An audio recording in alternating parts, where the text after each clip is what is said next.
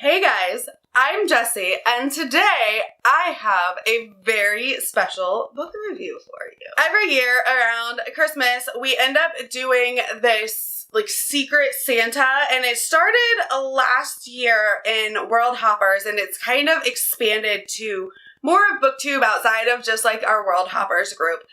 This was put on by Andy Smith, so thank you, Andy, for organizing all of this. We all kind of put our names in, and names were drawn.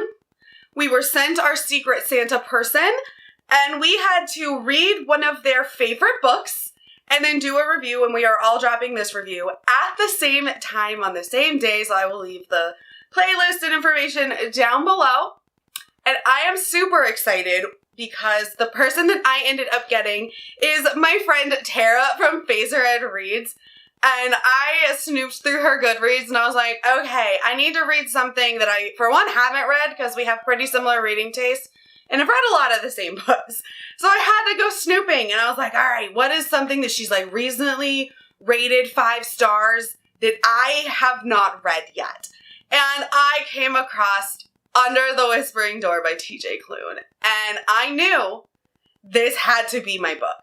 Because for one, I had the NetGalley arc. I've been meaning to read it anyways. I loved House in the Cerulean Sea. And it was one of her 5-star rated books. So I was like, yep, gotta do it. Gotta make it this book. So today we are going to talk all about Under the Whispering Door by TJ Klune. So this is another standalone fantasy romance book that TJ Klune has put out. And y'all, I don't even know what all to say about this other than just gush about how much I loved it. I read House in the Cerulean Sea last year, and it ended up being one of my favorite books of the year, even though I read it in December. It made me cry, it had me in all my feels, it was fantastic. And so I picked this up with pretty high hopes, pretty high expectations, right? And I'm like, but then I'm thinking, how are you going to top that? How do you top House in the Cerulean Sea? Look, Mr. TJ Klune, you have done it. You have made a bawling little baby out of me at the end of this book, and I appreciate it. I appreciate this book. I now need to get the hardcover because I don't own it, and it bothers me. Because I'm I want it on my shelf next to House in the Cerulean Sea. I only had the ebook, so it's I need to touch it, right? It's I need to have this trophy of my accomplishment. And I'm not always like that. I'm not after I finish an ebook, if it was one that I liked but didn't love or whatever, I'm okay, cool, I'm good with it just being an ebook. But when I love it, I'm I need the physical copy to reread, because I will definitely reread this. I'm sure you're girl, you're ranting, you're kind of going off on a tangent, and yes, this whole video is going to be that way, so you should be used to that if you follow me by now. This is just, how my brain works. I'm all over the place, and that's fine. It's fine. You probably hear kids in the background running around like little dirty heathens they are, but it's fine. Under the Whispering Door is about this man named Wallace. And Wallace is, to put it lightly, a jerk. He is a high-powered attorney, owner and managing partner in a law firm, and he is just not a nice person. As a former paralegal myself, he is not an attorney I would want to work for. The very first scene in the book is him firing a paralegal for, one mistake, and she says she didn't make the mistake, and she'd been there, 20 years, it was a whole thing, and it goes on about, how strict and rigid he is and how he doesn't put up with mistakes, and he's just a butthead, to the nines. He is just a jerk, and he ends up dying in, the first chapter. So we're actually following him in his afterlife, where he has been taken by this reaper from his funeral, where no one shows up. No one shows up to this funeral. His ex-wife shows up, and she literally just goes on about how hateful and how much of a jerk he is, and starts, laughing. It was beautiful, okay? It was, really showcasing how much of a jerk this guy is, that no one shows up to his funeral, and everyone's whatever, let's get this over with. And his ex-wife is yeah, he did all this terrible stuff, and you know, whatever. And so he's taken by this Reaper, May, and I adore her. Let's be real, May is fantastic. She's like, you know, this is my first job solo, and she's like sunshine. She's just peppy and happy, and she's like so excited to help this guy cross over, and he's having none of it. So she takes him to this house, and this house is all kinds of weird. Like, you've seen the front cover? That's what the house looks like. And at this house, he meets Hugo, as well as Hugo's dead grandfather and Hugo's dead dog. And this is kind of like a way station. Hugo is a ferryman, so he helps souls cross over and go through the door that's in the top level of this house, where they cross over to whatever is next. I really, really enjoyed the concept of it, and Hugo is just this amazing sunshine of a human being. He runs this tea shop. And my favorite quote from the book is about the tea. And it's, the first time you have tea, we're strangers. The second time, you're an honored guest. And the third time, you're family. That plays a huge part in the book, and I absolutely love it. It's mentioned multiple times, and just like the connection of sharing tea with someone. And, you know, Wallace is dead. The grandfather guy is dead, and he's hysterical. Like, he is your classic, like, just hysterical grandfather character, and I loved him. Then there's a ghost dog. What can you say other than there's a ghost dog? Like, it's fantastic. And it's not a super heavy book, right?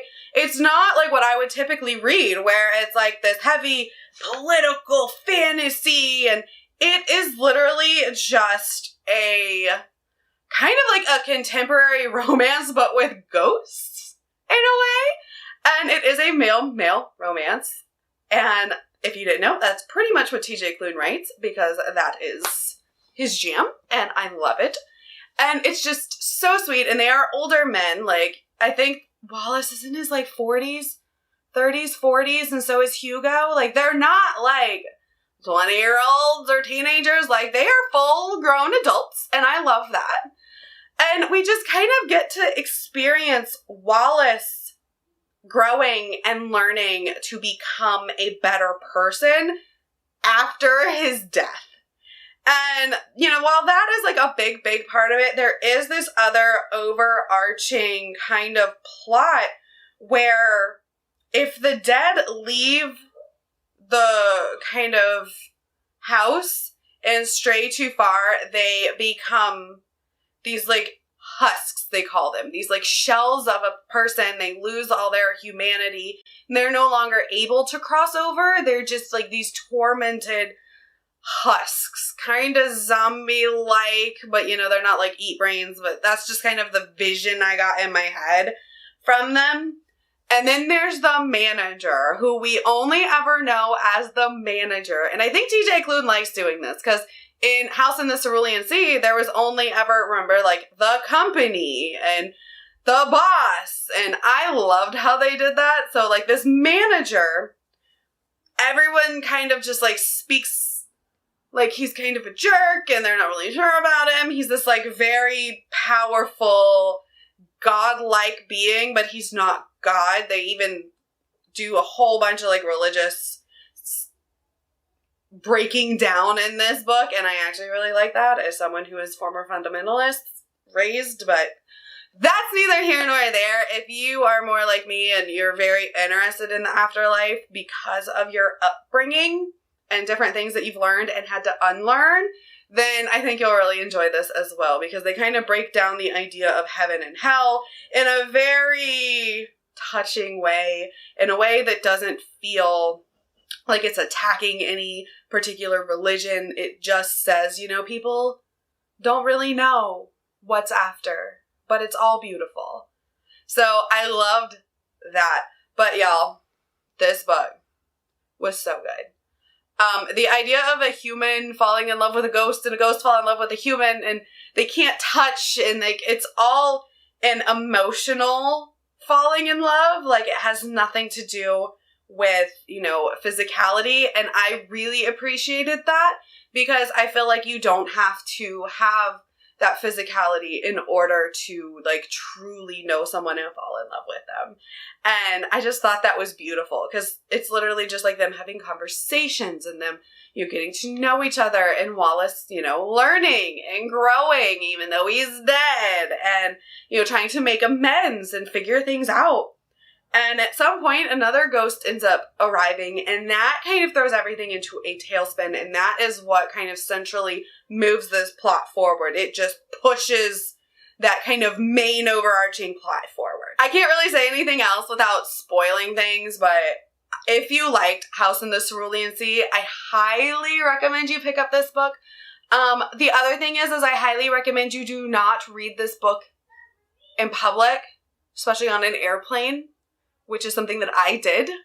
So I was reading this on our way to and from Indiana for PRI, and I was good until the end.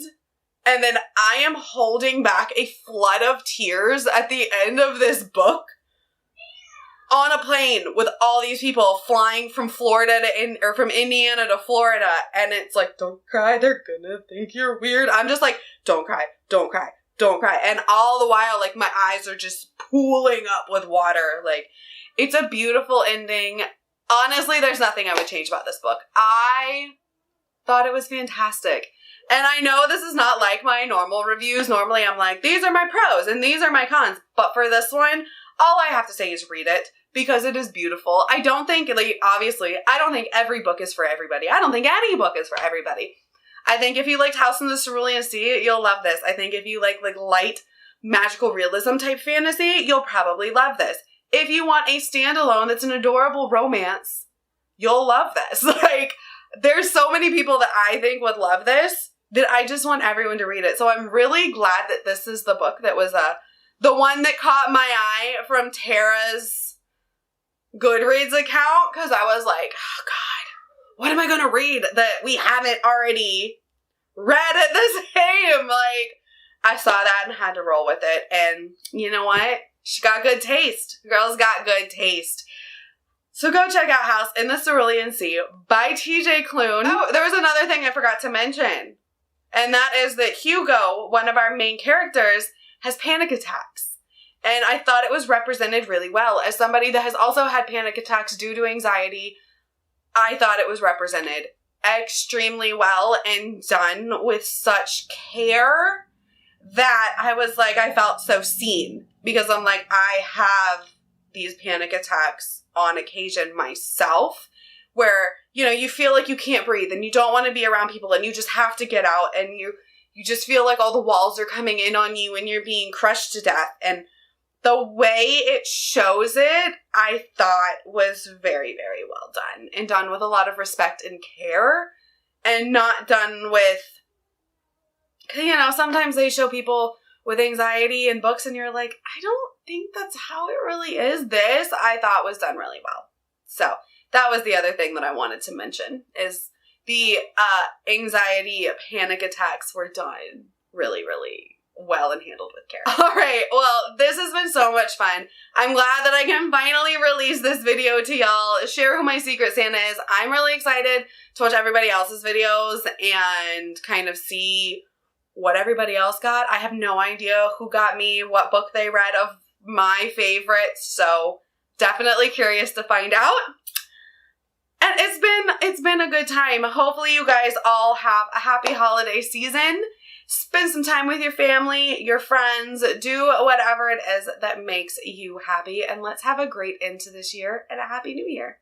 All right, thanks for hanging out with me. My name's Jessie, and I will see you next time. Bye.